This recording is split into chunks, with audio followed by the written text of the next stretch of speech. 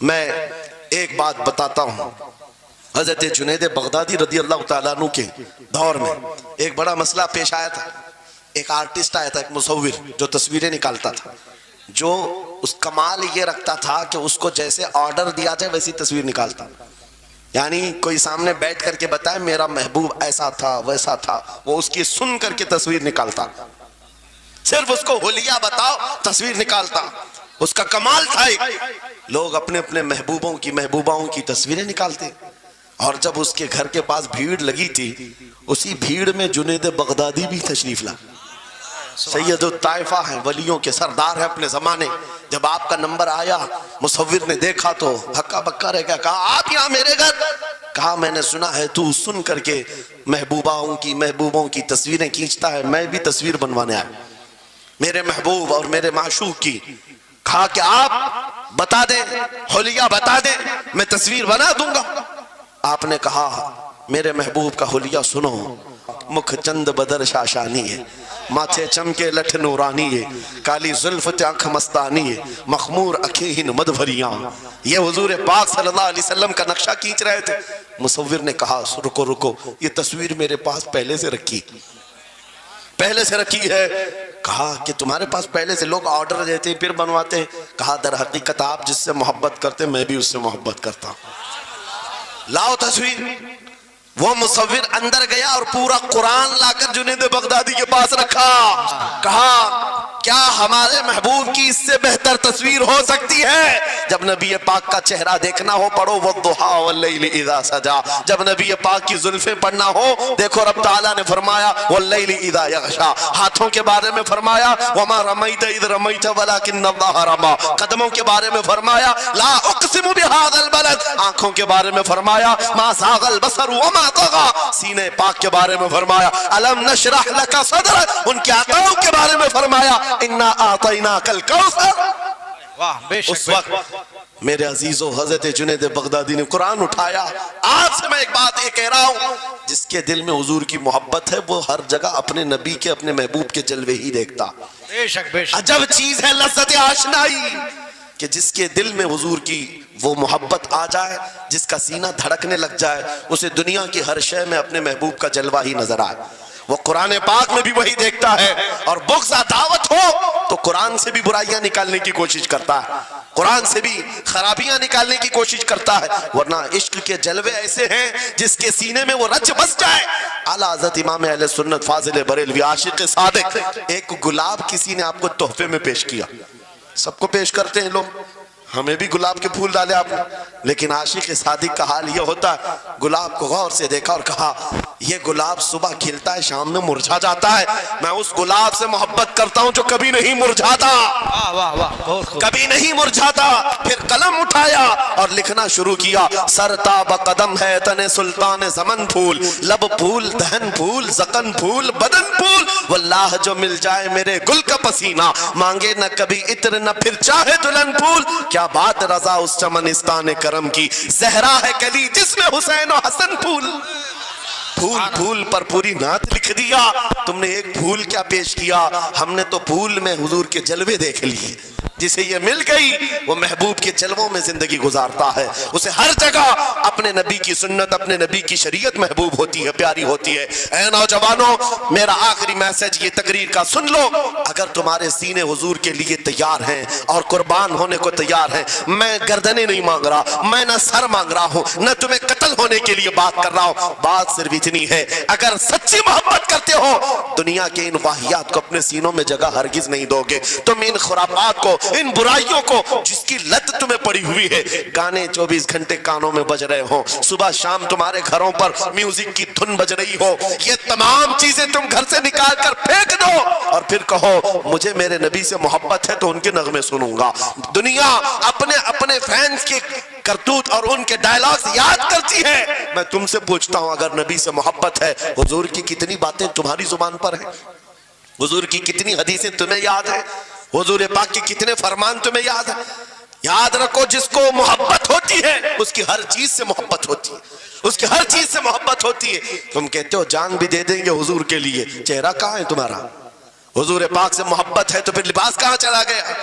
تم کو پہچاننا آج مشکل ہو گیا ادھر کا ہے کہ ادھر کا ہے، اور تم کہتے ہم جان بھی دے دیں گے۔ عملی میدان میں تمہیں اتر کر کے یہ ثابت کرنا ہوگا۔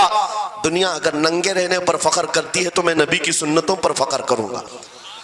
سچ بات کہہ رہا ہوں یا نہیں؟ ارے ان کو چوٹی رکھنے میں شرم نہیں آتی، ہمیں داڑھی رکھنے میں کیوں شرم آئے؟ کسی کو بالیاں پہننے میں، چوڑیاں پہننے میں شرم نہیں آتی۔ آج کئی نوجوانوں کو دیکھا ہے وہ پتہ نہیں مرد سے کیا بن گئے، تیسری مخلوق بن گئے، پھر بھی انہیں شرم نہیں آتی، اور تمہیں حضور کی سنتوں پر کیوں شرم آئے؟ بس بات یہ ہے سچی محبت کرو۔ اگر دنیا حضور کی غلام کہے آپ کو تو آپ کو برا لگے گا؟ کسی کو برا لگے گا؟ ارے بلکہ ہم تو یہ کہتے ہیں دنیا ہمیں پہچانے تو حضور کے دربار کا کتا کہہ کر پہچانے۔ ہمیں اعتراض نہیں، برا نہیں، بلکہ ہم تو زندگی کی سعادت سمجھتے ہیں۔ اگر تمہیں برا نہیں لگتا حضور کی غلامی پر، اور کوئی غلام رسول کہہ کر پکارے برا نہیں لگتا، آ جاؤ کھل کر کے غلامی کرو، کھل کر غلامی کرو۔ آؤ حضور پاک صلی اللہ تعالیٰ علیہ وسلم کے ان بتائے ہوئے خطوط اور راستوں پر چلتے ہیں، ہم پھر اسی راستے سے اپنا کھویا ہوا وقار حاصل کر سکتے، اپنی کھوئی ہوئی عزت حاصل کر سکتے۔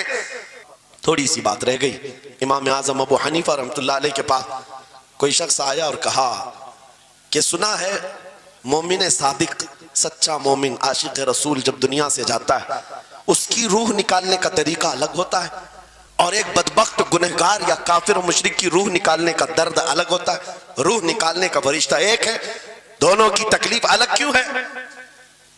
آپ کو شارٹ کٹ جواب دیا گیا۔ امام نے کہا جا سورہ یوسف پڑھ لے، تجھے سمجھ میں آ جائے۔ وہ بندہ گیا سورہ یوسف پڑھا، کہا اس میں تو موت کا کہیں ذکر نہیں، کیسے نکالی جاتی؟ کہا پھر پڑھ کے آ، پھر پڑھ کے آیا، کہا اس میں کہیں ذکر نہیں۔ کہا کیا پڑھ کے آیا؟ اس میں تو یوسف و زلیخا کا قصہ ہے، حضرت یوسف علیہ السلام کا پورا واقعہ ہے۔ کہا کیا یہ واقعہ تو نے پڑھا کہ زلیخا یوسف علیہ السلام پر ایسی فریفتہ ہو گئی، محبت میں فدا ہو گئی کہ ایک دن سارے شہر کی عورتوں کو دعوت پر بلایا اور سب کے ہاتھوں میں لیمو دیا اور چاقو دیا۔ یہ سب کے ہاتھوں میں لیمو اور چاقو یہ قرآن پاک میں موجود ہے۔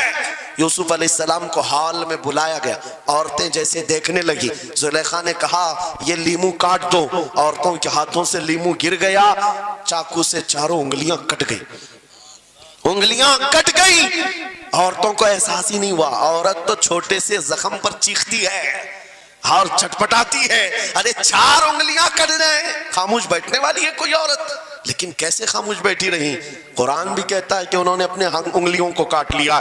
حسن یوسف پہ کٹی مصر میں انگشت زنا، عورتوں کی انگلیاں کٹ گئی۔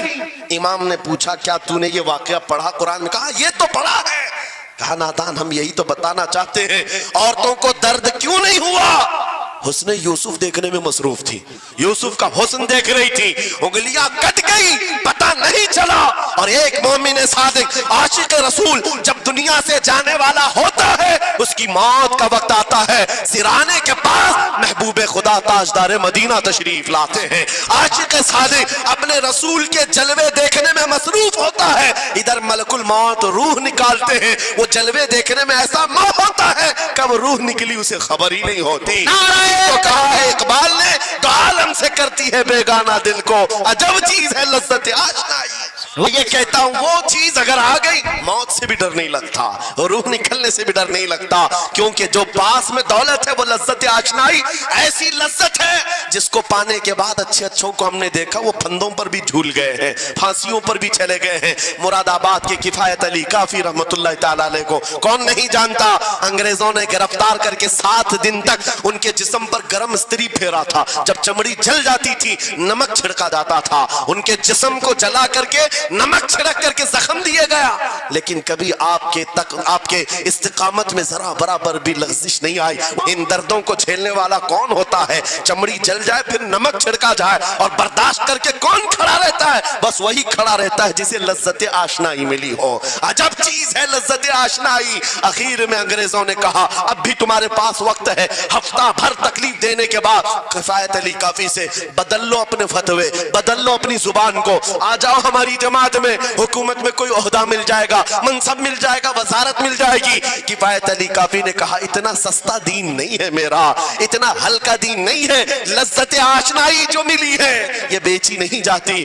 अंग्रेजों ने कहा फिर तैयार हो जाओ, फांसी का फंदा तुम्हारे लिए तैयार है। आपने मुस्कुरा कर कहा उस दिन का तो इंतजार है, इसीलिए मैं कहता हूं मोमिन के लिए मौत हादसा नहीं, उनके लिए हादसा है जिनके मरने के बाद जलना है, जलना है, जलना है। मोमिन के लिए मौत तो तोहफा है। इधर आंखें बंद हुई, उधर मुस्तफा की जियारत हुई है।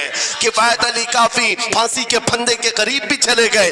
अच्छे अच्छों को देखा गया है तारीख में, जिसकी आखिरी वक्त फांसी का वक्त करीब आता है उससे पूछा जाता आखिरी कोई ख्वाहिश है। किफायत अली काफी से पूछा गया तुम्हारी आखिरी ख्वाहिश क्या है? फांसी का फंदा सामने है। किफायत अली काफी कहते हैं जाने से पहले एक बार मुस्तफा करीम की नात पढ़ना चाहता हूं, और पढ़ लिया कोई गुल बाकी रहेगा न चमन रह जाएगा, पर रसूलुल्लाह का दीने हसन रह जाएगा। सब फना हो जाएंगे काफी वो, लेकिन हश्र तक नाम हजरत का जुबानों पर चलन रह जाएगा।